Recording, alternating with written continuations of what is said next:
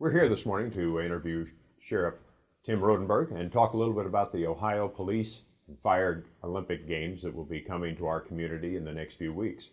Sheriff, can you tell us a little bit about the Ohio Police and Fire Games? Yes, Chris, thank you. They started probably about 35 years ago.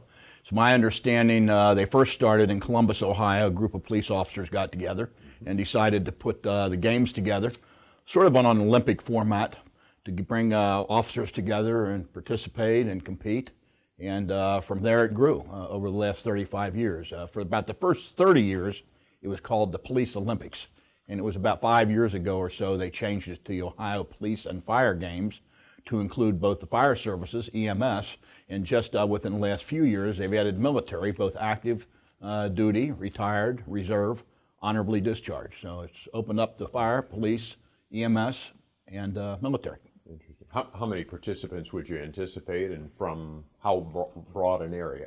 Well, it's varied over the years. I think last year they might have had 600-700 up in Oberlin, which is in northern Ohio. They've had as many as 900 to 1,000, I believe. And I think what we're looking at is we could draw 1,000. The reason why, and maybe even more, the games have rarely ever been held in Southwest Ohio. In the 35 years history, I think it's probably less than 5 times, never in Clermont County. So what we're going to be doing, we think, is draw from a wider or a different geographical area. We already have had a inquiry from England and Australia. So we might have an Englishman and an Australian here. In the past, participants have come from Canada. It's open to anyone in the United States who's in the police and fire service. You don't have to be from Ohio. So we could get a wide range of participants. Now, my understanding is there's a tremendous variety of events that will take place in a variety of venues as well. Can you talk a little bit about how many events might take place and over how wide a venue? Sure. Well, there's going to be about 30 to 35 events, and it'll depend on registration, but there's something for everybody. Mm-hmm. I mean, there's individual events, arm wrestling, cornhole, darts, and then there's more athletic events, you might call them, powerlifting, swimming, track and field, 5K, some bicycling events. Then there's team events. There's soccer, basketball, things of that nature.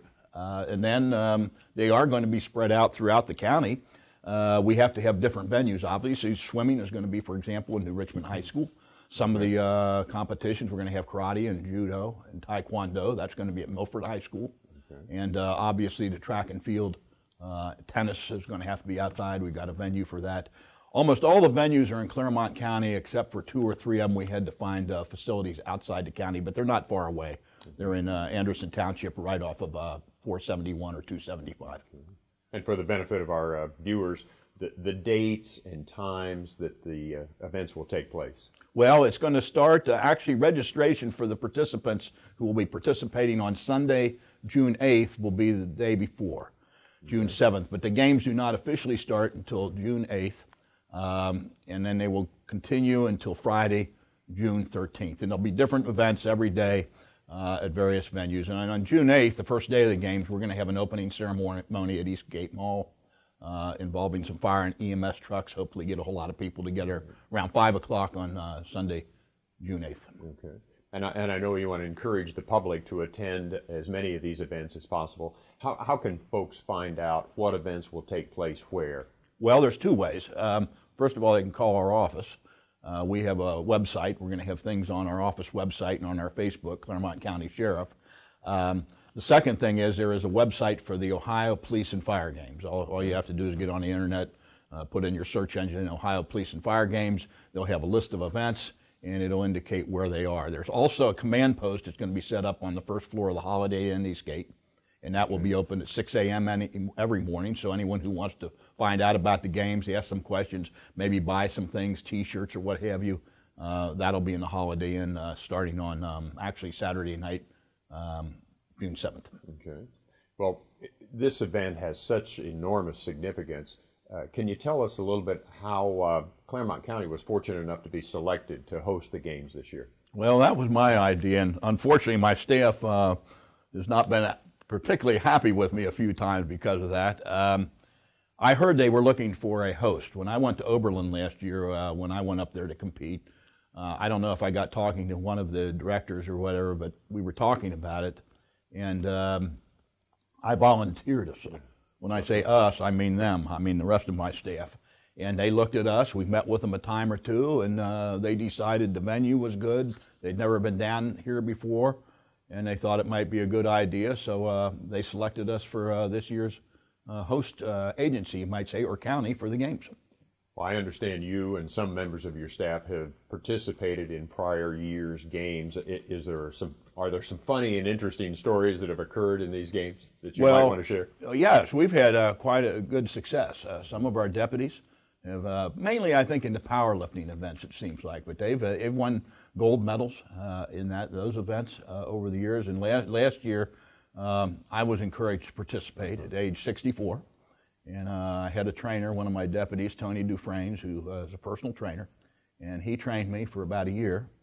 And I competed in the powerlifting event in Oberlin in three different events in powerlifting, and won 3 gold medals. And that's another thing I should add.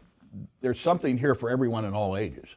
I would say the age range is probably from the early 20s up to probably, I think the oldest participant's in his 70s.